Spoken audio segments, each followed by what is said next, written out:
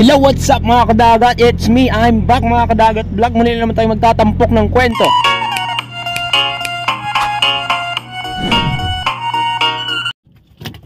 Tumama nga ako mga kadagat sa pamamana ng umaga. Unlike sa mga nakikita nyo mga kadagat na spear fishing na gabi, ito talaga mga kadagat live na live yung nating makikita yung isda. Ganda ng mga isda dito talaga sa amin mga kadagat. Wala akong masasabi sa lugar na to. Talagang halo-halo at napaka-colorful ng mga isda. Kita nyo, layout nga kami. Ako mga kadagat, napaka-thank you Lord. At pinagbigyan tayo ng highlights ng mga kaibigan naman nating dolphins. Ayan o. Nakipagkarera sila sa amin mga kadagat. Talaga ang lalaki nila. Wow. Sobrang tataba nila mga kadagat. Ang dami pa naman oh.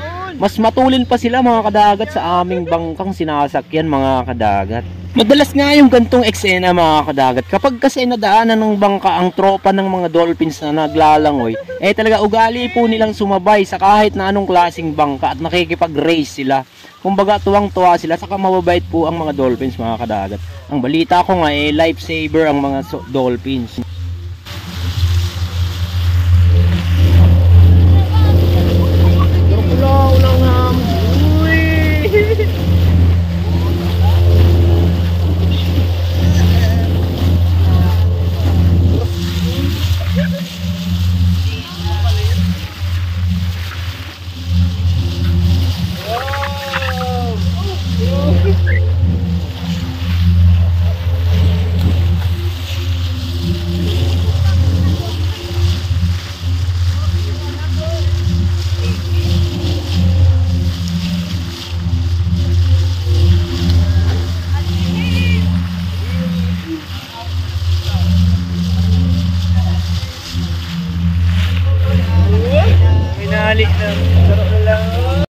At pagkatapos nga namin huli silang masilayan, syempre agad-agad na kami bumalik sa realidad ng buhay. Kinaumagahan kasi naghanap na naman kami ng boyang mapag-aarian. Alam niyo na mga kadagat, yun yung hanap buhay talaga namin dito. Kaya syempre Paulino! So, mga kadagat, tingnan nyo huli namin isda. Ang dami. Ilang banyera yan oh. Ayan pa. Tapos ayun sa ulihan, halos lahat busy. Halos lahat nagtatanong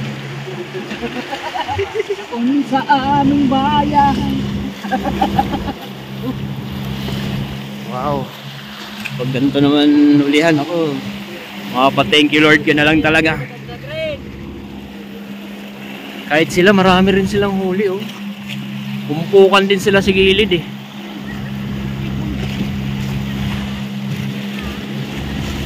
Ayun oh. Uwi na kayo mga kadagat. Itot! Halabon ka na naman itot!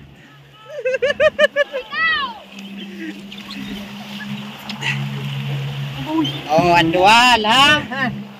At syempre mga kadagat, dahil marami namang kaming huli, eto namang ibon na to, talaga namang lagi itong nakasunod sa amin kapag tapos na kami mag-area. Kumbaga alam na rin nila na may huli din kami.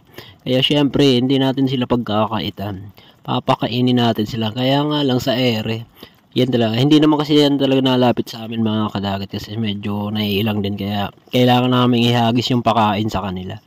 Pero ang galing nilang sumalo mga kadagat. Oh, tingnan nyo yan oh.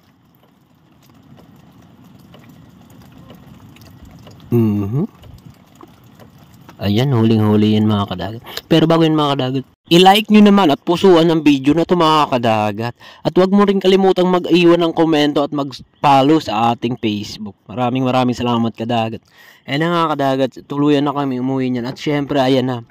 Ganyan po yung paraan ng paghahati-hati ng mga share ng mga sumama sa dagat. Ganyan lang po mga kadagat.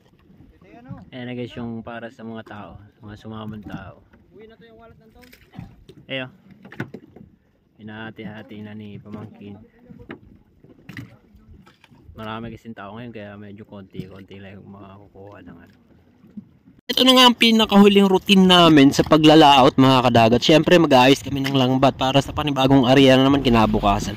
At maraming salamat po sa inyong panonood mga kadagat. Huwag po kayong magsawang sumuporta sa Kadagat Vlog. Ingat po kayo. God bless po sa inyo.